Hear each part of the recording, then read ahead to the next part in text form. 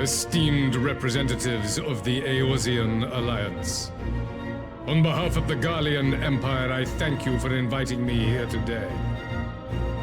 As this parley was convened at your request, I invite you to speak first. Very well, Your Radiance. I, Nanimo Ulnamo, 17th in the line of Ul, should be pleased to oblige you. As recent events in Ala-Mhigo and Doma have made plain, the subjugation and exploitation of neighboring nations is not a sustainable policy. Should this day end in war, you may very well defeat us, but you will never extinguish the people's desire for freedom. Though it may not be in our lifetime, there will be another revolution, another war, and the cycle will continue. Doma has entered into a concord with the nations of Eorzea, a partnership wherein we recognize one another as equals. Garlemald could be afforded similar treatment. You need only set aside your ambitions and join us in paving a path towards peace.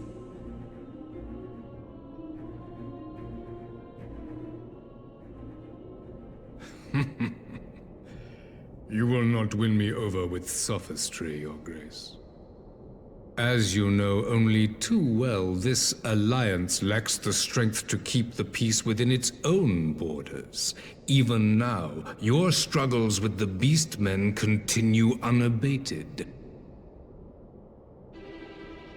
Divided, you sow this fertile soil with the seeds of your differences and reap naught but discord and chaos for your trouble. Eorzea must be united under one leader, one purpose. I would offer you both and bring an end to your strife. With all due respect, Your Radiance, the only thing that you offered the people of Ala-Mhigo was fear and hopelessness. The citizens of Doma can also attest to the meager arms of Imperial rule. There is no purpose to be found in a life of oppression, each day more uncertain than the last. Our people are willing to die for their freedom. A great many already have, and countless more will, if we don't put an end to this madness here and now.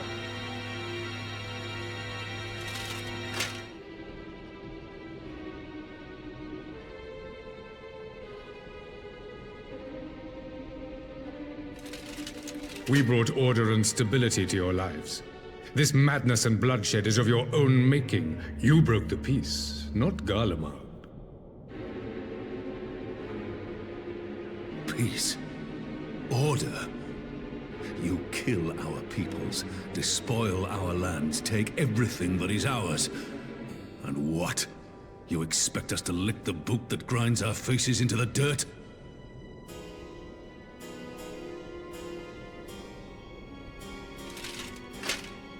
I expect you to weigh the costs. To recognize that countless lives have been lost on both sides in pursuit of a greater good, and to not squander all we have achieved in a fit of petulance.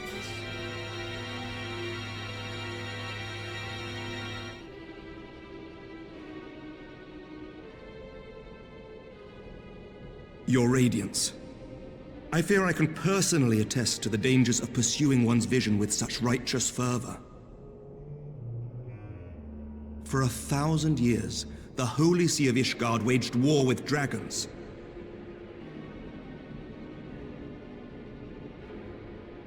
A 1,000 years of sacrifice, of sorrow and hate, in which we bathed in the blood of friend and foe alike. Had it gone on any longer, we may well have drowned. Yet we have chosen to raise ourselves out of this bloody spiral, and have since made peace with our former enemy. So I understand. No doubt the dragons were more receptive to your overtures in the wake of their leader's demise.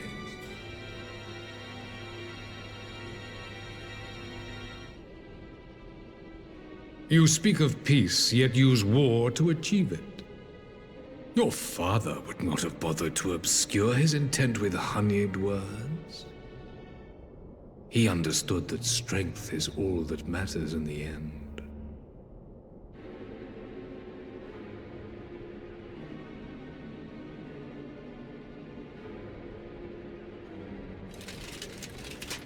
Without his clarity of vision, I can but wonder what will become of Ishgard and her people.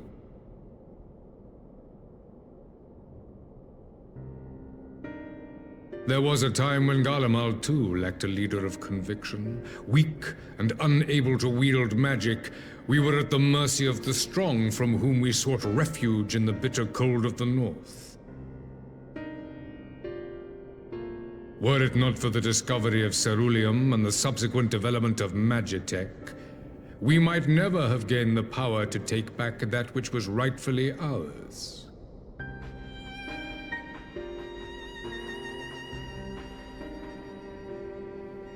You speak as if your people were the first to have been driven from their homes. Limsa Lominsa was built by wayward souls in search of a place to call their own. On the shores of Vilbrand we found it, and from those humble beginnings did we grow and flourish. And all without robbing our neighbors of their liberty.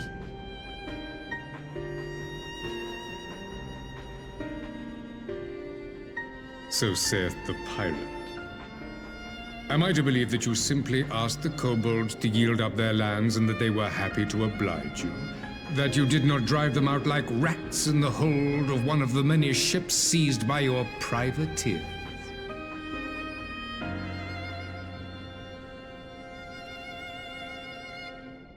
I will concede that after centuries of exile, reclamation may be mistaken for invasion. Nevertheless, it is not. And those who till stolen soil have no right to object when cast out in turn.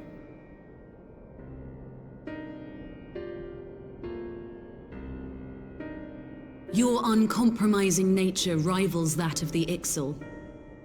They too lament circumstances which they themselves perpetuate. Were they but to embrace peace, we would welcome them with open arms. Indeed, some few have done just that, and now receive of the Twelve's Wood's bounty. Would that your people might learn from their example.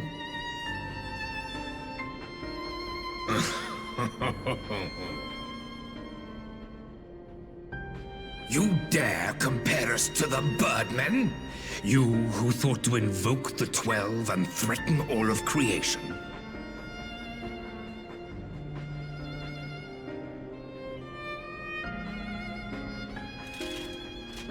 I came here in the hope of finding some speck of common ground, but I see now these discussions will accomplish nothing.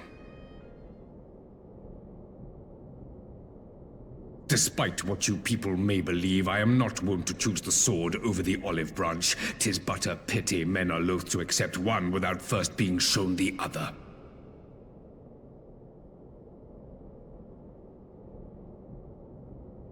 Wait! I beg you. This meeting was supposed to be a chance to find a way forward together, not to bemoan the missteps which brought us here. Please. If you truly consider violence a last resort, there must be a way we can come to an agreement.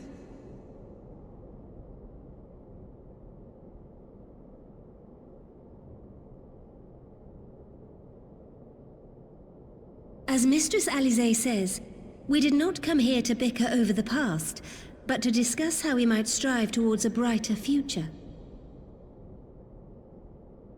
Emperor Varys, may I suggest a short recess, that all present might compose themselves prior to beginning anew?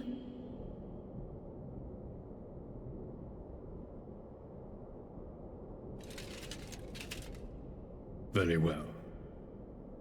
I pray this intermission will suffice to move these talks in a more constructive direction.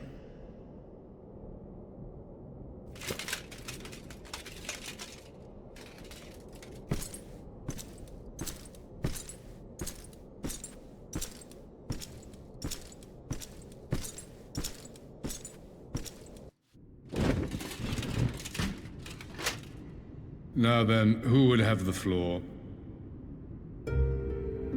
Before we resume, I wish to offer you an apology. After you graciously accepted our invitation to discuss an armistice, we have done naught but rebuke you at every opportunity. I believe I speak for all of us when I say we are deeply sorry for our discourtesy.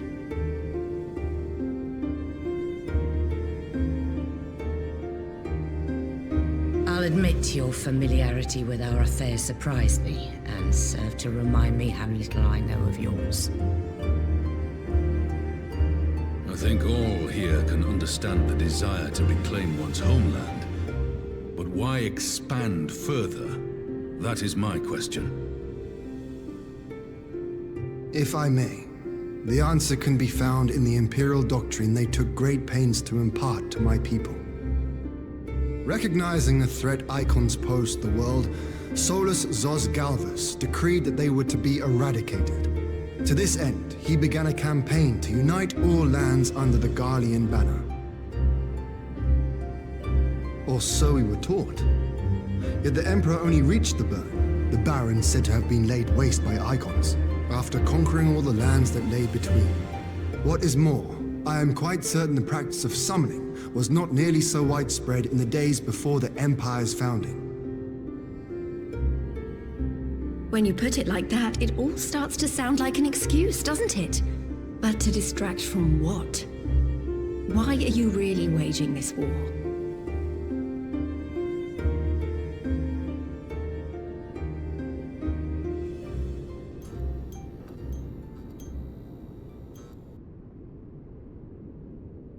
Finally, you ask the right question. I can but hope you heed mine answer and at last accept the righteousness of our cause. My goal is this: to return the world to the way it once was, the way it was always meant to be. In doing so, mankind will be made whole once more.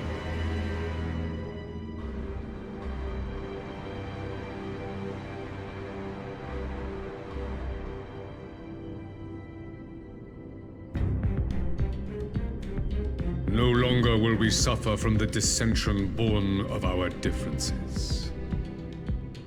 There will be but one race, a perfect race, as we were when time began. What in Rhalgr's name are you talking about? I am talking about the origins of this star, of the source and its 13 reflections. At the instant of the great sundering, 'twas not only the world that was shattered, but mankind itself. Thus were we divided into myriad races, each with its own unique imperfections. That is why man looks upon his neighbor and feels fear and hatred, why he wages war, why he kills his brother. You all in your own way have proven as much today. The peace you seek is but a fleeting solution to a fundamental problem. One which calls for more drastic measures. To bring about everlasting peace, our worlds must be rejoined.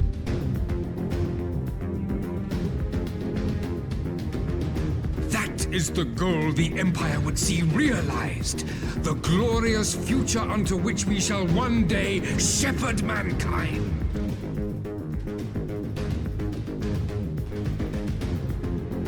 A rejoining of worlds. I have heard this tale of the Source and its reflections before. Are these not the selfsame desires as the Ascians? Emperor Varys, do not trust in their words. They will lead you to your doom. My father thought to use them, but in the end he succumbed to their temptations. He embraced summoning like so many other pawns before him. Do not tell us you mean to do the same.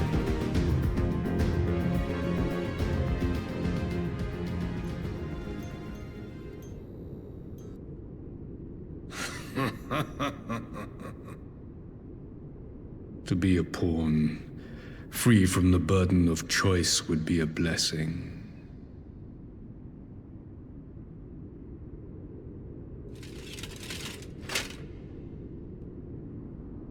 But I forswore that privilege the day I learned that the Garlean Empire was built by the hand of an Ascian. What?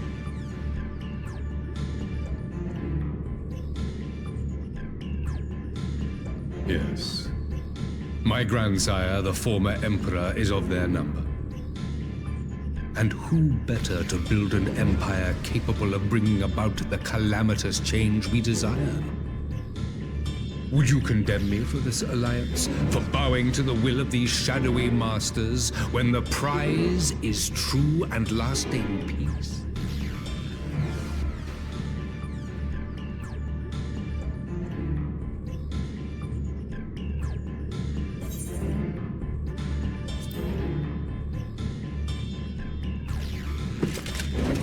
I come not to conquer, but to liberate. To free man from the prison of divergence. Imagine a world united. One perfect race beneath a single standard. An army before whose might these servants of darkness and light would fly as leaves in a storm, never again to meddle in man's affairs. We would be the masters of our own fate. I bid you join me, not as subjects of Garlemald, but of a new nation. And together we shall win freedom for ourselves and generations yet unborn. You want to trigger another half-dozen calamities? You can't be serious!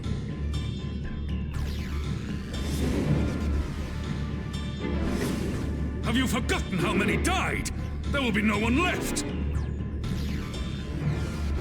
Do you truly imagine we would aid you in your bloodletting? It is unthinkable! Unconscionable!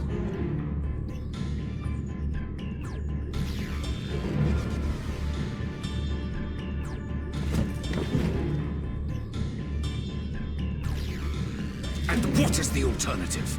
To be as cattle waiting for slaughter? I would have us work together, that we might take fate into our own hands!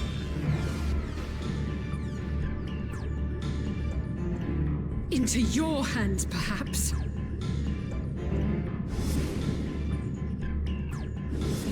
But what of the other worlds, your radiance? With every calamity, you obliterate a star and every soul that dwells on it. To the Ascians, we are all but tiny, momentary specks within an indifferent universe. We cannot hope to oppose them until we have been made whole once more.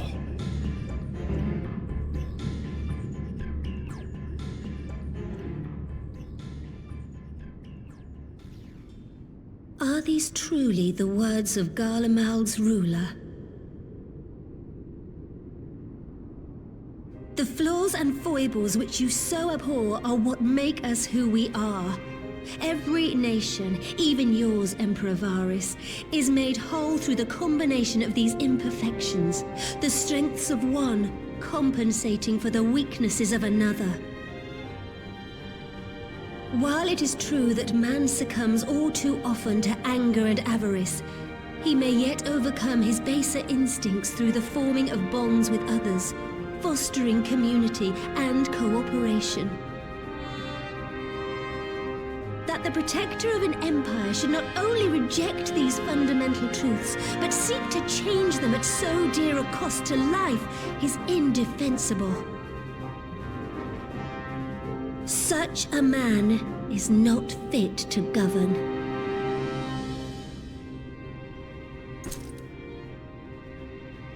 And you, warrior of light, would you refuse me as well?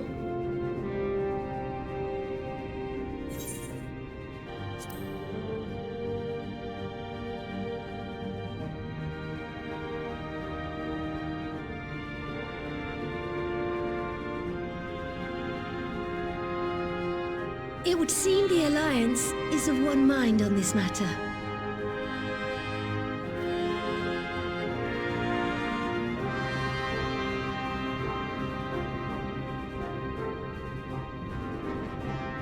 You Eorzeans never cease to disappoint me. Though I suppose I have only myself to blame for expecting more from savages. This discussion is at an end. I bid you make ready for our next meeting. It will not be at the negotiating table.